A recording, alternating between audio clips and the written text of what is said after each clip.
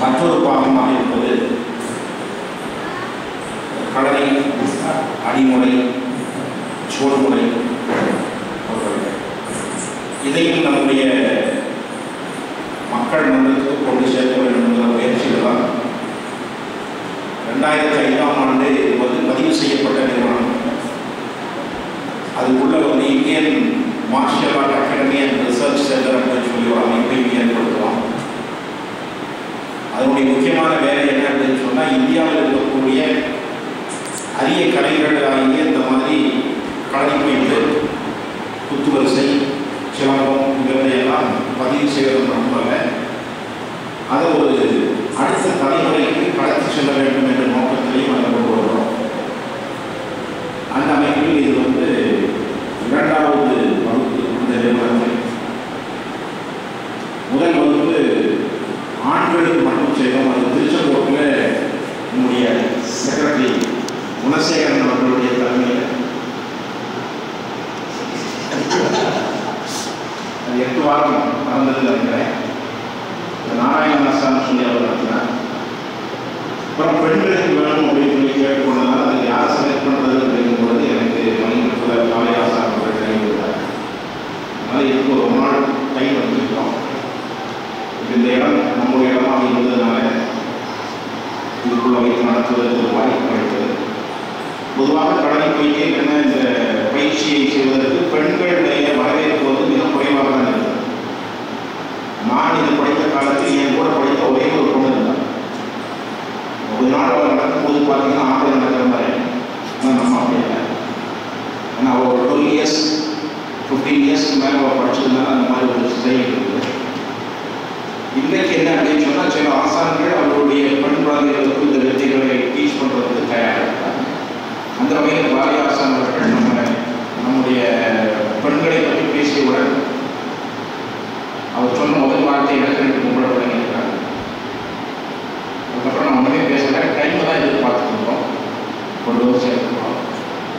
இன்னைக்கு உலக வரலாற்றில் பார்த்தீங்கன்னா மார்ஷியல் ஆர்ட் சைடில் புரூஸ்லி அப்படின்னு சொல்லக்கூடிய ஒரு பெரிய நேமை பதிவு பண்ணியிருக்காங்க. நீங்கள் போய் அவருடைய படங்கள் எல்லாம் போய் பாருங்க. 2 விஷயம் தான் இருக்கும். அடிக்கப்படுவதை தடுத்தல், அதாவது பிளாக் பண்ணுற அதே கையை அட்டாக் பண்ணும். பிளாக் எந்த கையில் யூஸ் பண்ணுறோமோ அதே கையை அட்டாக்னு இருக்கும். இன்னும் போய் அவருடைய எழுதி பிளாக் இதெல்லாம் பார்த்தீங்கன்னா அது ஒரு சக்ஸஸ். நான் வந்த உடனே நான் வேறு எதையும் பேசணும்னு நினைக்கிறதுக்குள்ள ஆசான் அதுதான் உங்களுக்கு டீச் பண்ணேன். பிளாக் பண்ணுற கை அதே கையை அட்டாக்கு எப்படி யூஸ் பண்ணுறது அப்படிங்கிறத உங்களுக்கு டீச் பண்ணியிருக்காங்க. ஆனால் அடியும் படக்கூடாது, முன்னாடி இருக்கிறவங்க திரும்ப அடிக்கவும் கூடாது. அந்த 2 விஷயத்தையும் மனதில் வச்சுட்டு அவருடைய டீச்சிங் எல்லாம் நடந்திருக்கு. ஒருவேளை அவருடைய பாரம்பரியம், அவருடைய புது பாரம்பரியம் என்னென்ன இந்த மெசேஜ் மேட்ரை நிறைய பண்ணி வச்சுருப்பாங்க. ஃபீல்டுக்குள்ளே கொண்டு வரும்போது அதுக்குரிய டெக்னிக்கல் டேர்ம்ஸ் என்ன அப்படிங்கிறத சொல்கிறதுக்கெல்லாம் அவருக்கு சில நேரங்களில் தெரியாமல் இருக்கலாம். அந்த அளவுக்கு அவருக்கு ஒரு ப்ரெஷர். இது இப்போ அவருக்கு 58 வயதாகிருக்குன்னா அவர் 8 வயது படிக்க தொடங்கியிருக்கார். இன்னைக்கு 50 வருஷம் எக்ஸ்பீரியன்ஸை நம்மளோட அவர் இந்த 4 நாள் ஷேர் பண்ணியிருக்காங்க. முதல் நாளை விட 2ஆவது நாள் பெட்டர் அப்படின்னு சொன்னார். இன்னைக்கு காலையில் கேட்ட உடனே தெளிவாக இருக்காங்க. இனி அவங்க ப்ராக்டிஸ் பண்ணணும். இதை படிச்சுட்டு இது கரஸ்பாண்டன்ஸில் படிக்கக்கூடிய விஷயம் அல்ல. தபாலில் போஸ்டல் வழியாக சிலம்பம், போஸ்டல் வழியாக களரி, இதெல்லாம் நீங்கள் பார்த்துக்கணும். இப்போ தான் தெரிஞ்சுக்கணும் போஸ்டலில் படிக்க முடியுமா முடியாதா. அதனால் இது ஒரு குருவிட்ட நேரடியாக நின்று படிக்க வேண்டிய ஒரு விஷயத்தை நாங்கள் படிச்சிருக்கிறோம். இதில் முதல் விஷயம் என்ன அப்படின்னா ஒளிவு. ஒளிவு அப்படின்னு சொல்றது அடிபடாமல் எஸ்கேபிசம். இதுக்காக ஓடுற விஷயம் இல்லை. நம்ம மேலேயும் படக்கூடாது. அப்படின்னா நம்ம எப்படி நம்முடைய உடம்பை எதிராளியிடமிருந்து விலக்கிக் கொள்ள வேண்டும் என்பதுதான் இந்த கிளாஸில் பெரும்பாலும் அவர் பண்ணியிருக்கார். அதுபோக சுவடு அப்படின்னு சொல்றது கால் ஃபிக்ஸ் பண்ணுறது தான் சுவடு. ஒரு கால் அப்படி ஃபிக்ஸ் பண்ணிட்டு அந்த கால் ரொட்டேட்டிங் வந்ததுன்னா அதை ஒத்தை சுவடு. ஒற்றை சுவடு அப்படிங்கிறது ஒரு காலை நிலைநிறுத்திப்போம், மற்ற காலெல்லாம் சுற்றி வந்துட்டே இருக்கும். அதனால இது பேர் ஒற்றை சுவடு. அதனால உங்களுக்கு ஒரு வணக்கம், குரு வணக்கத்தில் 2 சுவடு போட்டுக்கிறாங்க. ஒற்றை சுவடில் 2 2 சுவடு 4 சுவடு வந்துருக்குது. இந்த 4ஐயும் நீங்கள் வந்து வீட்டில் போய் ப்ராக்டிஸ் பண்ணலாம். இது எப்படி ப்ராக்டிஸ் பண்ணணும்னா, முன்னாடி நம்முடைய எதிரி நிற்கிறான்னு நினச்சோம். யார் எதிரியும் உங்களுக்கு தெரியும். கற்பனையில் பண்ணிக்க வேண்டிய ஒரு எதிரி நீ எது படிச்சிருக்கீங்க. முன்னாடி ஒரு எதிரி நிற்கிறதா நினச்சிட்டு நாம் அந்த டெமோ பண்ணலாம். அட்லீஸ்ட் டெய்லி எங்களுடைய நான் பயிற்சி பண்ண காலத்தில் 8 மணி நேரங்கள்லாம் தெரியாது. ஆனால் நீங்கள் அட்லீஸ்ட் 1 hour உங்களுடைய ஃபிசிக்கல் எக்ஸசைஸ் மாதிரி இதை வந்து செய்ய ஆரம்பிச்சுட்டீங்க அப்படின்னு சொன்னால் மூளைக்குள்ள அது போய் பதிவாயிடும். நாம் சும்மா டிராஃபிக்கில் மக்கள் கூட்டத்துக்குள்ள நடந்து போகும்போது யாராவது வந்து உடம்புல அவனும் தெரியாமல் தான் வந்து இடிக்கும். இடிக்கும்போது கூட நம்ம கீழே இருக்கக்கூடிய லோயர் பார்ட் அப்படியே இருக்கிறோம், நான் அப்பர் பார்ட் ட்ராக் மட்டும் அது கூப்பிடணும். அவனுடைய அடியை வாங்காமல் ஸ்லிப் பண்ணி போகிறதுக்கு செய்யும். அதெல்லாம் இங்கே அவர் பயிற்சி கொடுத்துருக்கிறார். இந்த பயிற்சியை உள்வாங்கியிருக்கிறேங்க. அப்புறம் கையை பிடிச்சா எப்படி, முடியை பிடிச்சா எப்படி, சட்டையை பிடிச்சா இந்த மாதிரி எஸ்கேப் ஆகுது, இந்த மாதிரி தனித்தனியாக ஒவ்வொரு டெக்னிக்ஸையும் டீச் பண்ணியிருக்காங்க. இதை படிச்சுப்போம், ப்ராக்டிஸ் பண்ணுங்கள். சென்னையை சார்ந்து வந்திருக்கக்கூடியவங்க சென்னையில் நீங்கள் ஏதாவது ஒரு 2 வாரத்துக்கு ஒரு தடவை பக்கத்தில் இருக்கிறவங்க எல்லாம் சேர்ந்து அந்த ஒரு ப்ராக்டிஸ் பண்ணுறதுக்கு ஒன்று. அதே போல் கோயம்புத்தூரில் இருக்கக்கூடிய டாக்டர்ஸ் இங்கே மேலேயே பண்ணிக்கலாம், திருப்பூருக்காக அங்கே பயிற்சி பண்ணிக்கலாம். அது போக ஒருத்தர் மட்டும் ஈரோட்டில் வந்துருக்குறாங்க. நீங்கள் திருப்பூர்லேயே இப்போ கோயம்புத்தூருக்கு வந்து அந்த ட்ரைனிங் எடுத்துக்கிட்டீங்க அப்படின்னு சொன்னால் அந்த 2 மாதம் படித்து மீண்டும் ஆசான ஒரு தடவை ட்ரைனிங் எடுத்து வர சொல்லலாம். இதெல்லாம் எங்களுடைய வாலண்டியர்ஸ், அங்கங்கே சென்டரில் இருக்கக்கூடிய வாலண்டியர்ஸ் வந்துருக்காங்க. இனிமேல் நாம் அறிவிப்பு கொடுத்தோம்னா வெளியில் உள்ளவங்க, இந்த அமைப்பு எல்லாமே வெளியில் இருக்கக்கூடியவங்களும் வரலாம். அப்படி வரும்பொழுது ஆண் பெண் என்று சேர்ந்து நடத்த முடியுமா அப்படிங்கிறது ஒரு கேள்விக்குரிய. இதெல்லாம் நம்முடைய பிள்ளைங்க எல்லாரும் ஒரே இடத்துல வளர்ந்ததுனால ஒன்றும் பிரச்சனை இருக்குது. வந்ததுன்னா ஆண்களுக்கு தனி பெண்களுக்கு தனி சொல்லி வச்சு அந்த மாதிரி கொண்டு போகலாம். ஸோ அந்த முயற்சியை நாம் எதிர்காலத்தில் எடுத்துப்போம். வேறு ஏதாவது உங்களுக்கு டவுட்ஸ் இருந்ததுன்னா அந்த டவுட்ஸை நீங்கள் கேட்கலாம். ஒன்றும் ஆசான பதில் சொல்லுவார், இல்லை நான் ஆக்ஷன் எல்லாம் பண்ணணும். அதாவது கை ஆக்ஷன் வரணும். அதே மாதிரி முன்னாடி ஒரு ஆளுக்கு நம்மளை அடிக்கிறாங்கன்னா எப்படி பின்வாங்கணும், எப்படி ஒழியணும், இதெல்லாம் தெரிஞ்சால் பண்ண முடியும். இன்னும் இப்போ நீங்கள் இந்த படித்த ஒழிவுகள் வந்து சிம்பிளான ஒழிவுகள்.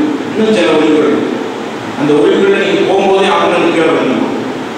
அவங்க உடம்பை எப்படி டச் பண்ணுறது, இன்றைக்கி அப்படி இல்லை, கடை குடிச்சிட்டு ஒழிகிறது மட்டும்தான் சொல்லியிருப்பாங்க.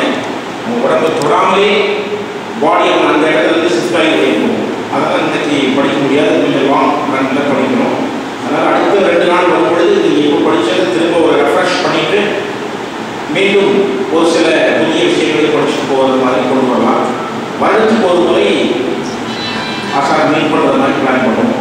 அது கோவையில் நாம் அந்த மீட்டிங்கை அரேஞ்ச் பண்ணி செஞ்சுட்டோம் அப்படின்னு சொன்னாங்க. அப்புறம் நம்ம முக்கியமான விஷயம் என்ன அப்படின்னு சொன்னால், இங்கேயே கொஞ்சம் சின்ன ஆண்களுக்குரிய பயிற்சி, பெண்களுக்குள்ள பயிற்சி சொல்லி எனக்கு தெரியாமல் ஒரு சேஞ்ச் நடந்துள்ள எப்படி பிடிக்கணும், ஏன்னா கூந்தல் பிடிச்சா என்ன பண்ணுறது அப்படின்னு சொல்லி பையன் கிடையாது. ஸோ இதெல்லாம் பண்ணிக்கலாம். இதை எப்படி ட்ரை பண்ணணும் அப்படின்னு சொன்னால், நைட்டு போய் படுத்துட்டு ஃபோன் பேசணும்.